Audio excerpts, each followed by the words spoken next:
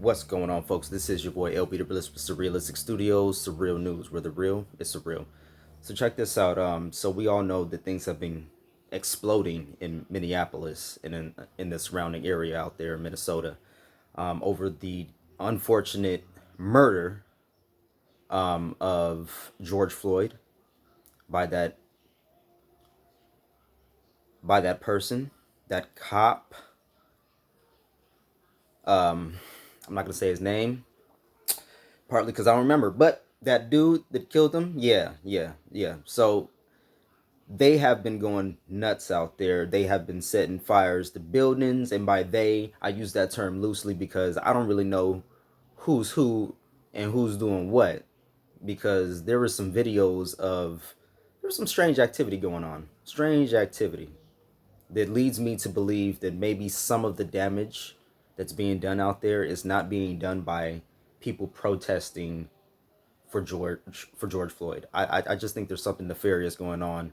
Maybe not all of it. I know there's a lot of looting going on out there, so maybe not all of it, but a portion of it I think has some. Maybe that's how things jumped off. We all know how these things go, people. So things have been going kind of bad out there. It's really getting tense out there. People I've even heard have been shot protesting.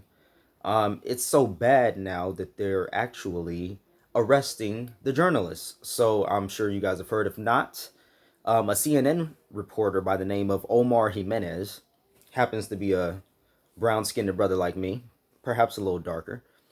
Um, his cameraman Lionel Mendez and his producer Bill Kirkos were arrested live on TV, y'all. They were arrested live on TV by the cops in Minneapolis.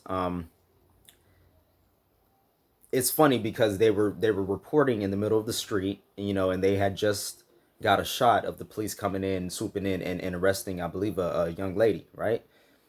And then not too long after that, the police swoop in on Mr. Omar Jimenez and his camera people, and he proceeds to say, "Oh, well." He doesn't say well. He says, we'll move to wherever you want us to move."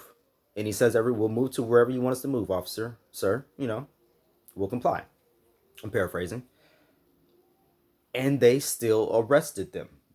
So technically, they weren't taken to jail. They were taken to the downtown public safety building and released shortly, like an hour later. So they were held in custody for an hour and released later. Actually, with the help of Minnesota Governor Tim Walz, apparently. A lot of people didn't understand the whole situation and how it even occurred. I don't understand. We have our First Amendment rights, and in the First Amendment is called press freedom. Freedom to assemble, press freedom, freedom of speech. But these journalists were actually arrested. Now, funny enough, there was a white reporter by the name of Josh Campbell who was actually not too far from where Mr. Jimenez and Mr. Mendez and Mr. Kirkos were at the time. And he was not arrested. He was actually treated fairly and told that he could stay after he was identified as a member of the press. Again, his name was Josh Campbell. So it's funny how these things go. Even with the press, it seemed like, and I was really watching a video to see, is this fake? Did CNN stage this? Is this? And I don't know. I mean, maybe it could have been, but it looked real to me. It looked like a very real situation. So there's obviously there's no limits to the abuses of power that go on in this country. I just seen a video of the police harassing a young man on his lawn, and his grandmother comes out. They have guns drawn on him. Multiple officers, multiple squad cars. They have guns drawn on him. He's on his front lawn. He has his hands up. He's on the ground. Nothing's happening. They just have their guns out on him, terrorizing him. And his grandmother comes out and she tries to get them to stop. She's old. She doesn't care about life. She's trying to save her baby. You know what I'm saying? She goes out, and the officers then decide to come in and try to make the arrest. And they end up throwing the grandma on the ground. The grandma with a cane. I believe she had a cane or a walker or something.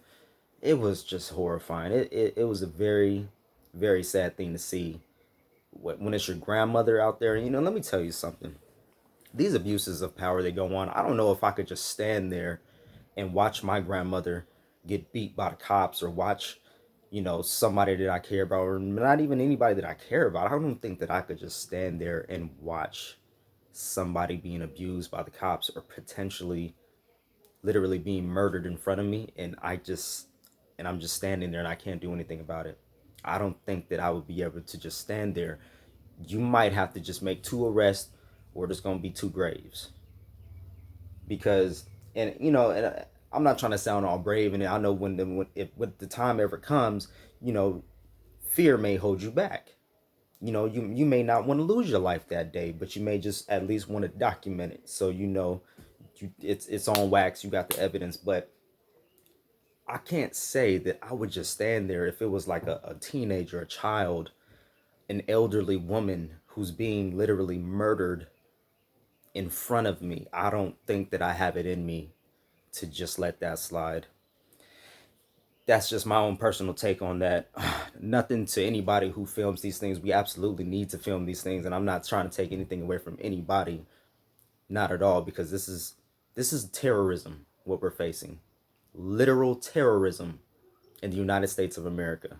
And it's done by our own government, our own police force. The people that are supposed to protect and serve us, the people that are supposed to be, you know, serving our interest and keeping us safe in these streets, are the same people that are terrorizing us. And it needs to stop. Unbelievable. Unbelievable. Let me know what you guys think in the comment section below. Right down there. Support the show. Click the links if you like. You can find me on all social media. Love, peace, and life, folks. Until next time, I'm out.